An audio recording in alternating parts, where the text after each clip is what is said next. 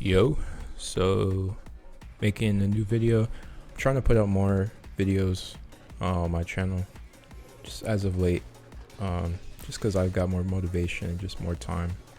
So I'm gonna make today's video about 3 important things to remember when playing Tent Umbrella in Splatoon 3. So this is just gonna be like a more informal type video, and I'll just have gameplay in the background. There should be some gameplay playing right now. So first reminder for people playing Tent and trying to improve is don't get lost in the sauce. Simply put, this is like a much different game than Splatoon 2. You got to play with your team a lot more, and you can't get so caught up in what you're doing with your main weapon. You have to stay focused on the game, and that's like something that a lot of new Tent players, they struggle with, because they're so focused on the mechanics part and they haven't played the weapon for that long.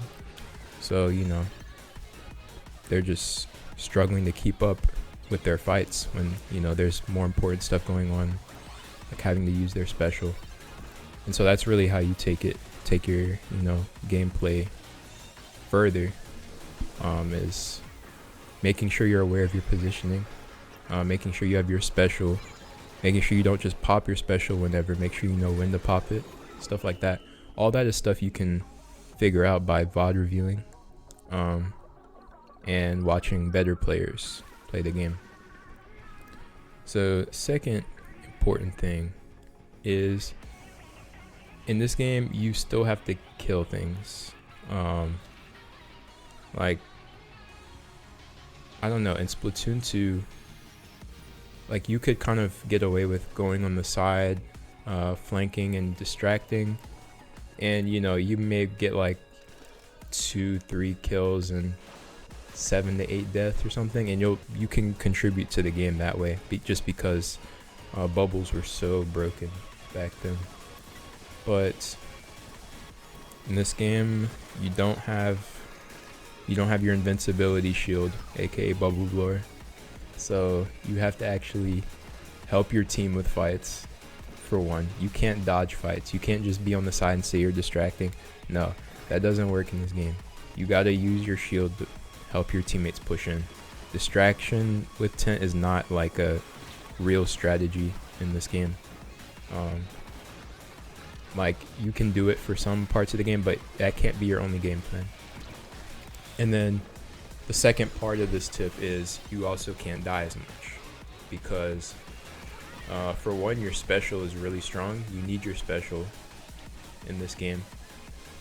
And yeah, I don't know, it's just something I've noticed. I don't know exactly why actually, but dying in this game is a lot more punishing compared to Splatoon 2.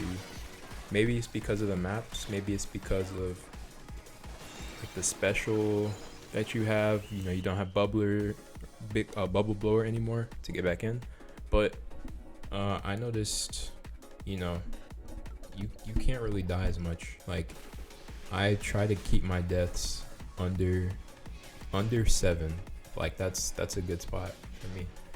For like 5-minute games, that's like my my goal for most of the time. If you have to die more, get trades, whatever, to win the game, go ahead. But I think you really need the paint is the other thing. So yeah. And then the third important tip is kind of an add-on to the first one, but it's remember to always keep your mechanics sharp, so that your aim and movement are just automatic, and you can use most of your mental energy to focus on the game, like the game state, using your specials, like the bigger picture, if that makes sense. And like I said before, a lot of new players, they're so focused on their mechanics when it actually matters, like in scrims and tournaments, that they just completely tunnel vision and lose track of what's happening in the game. So that's kind of what separates the best players. You gotta always have your mechanics sharp, so that's just automatic. You don't have to think about it, and you should be thinking about the bigger picture. So yeah, those are the 3 important tips, and yeah.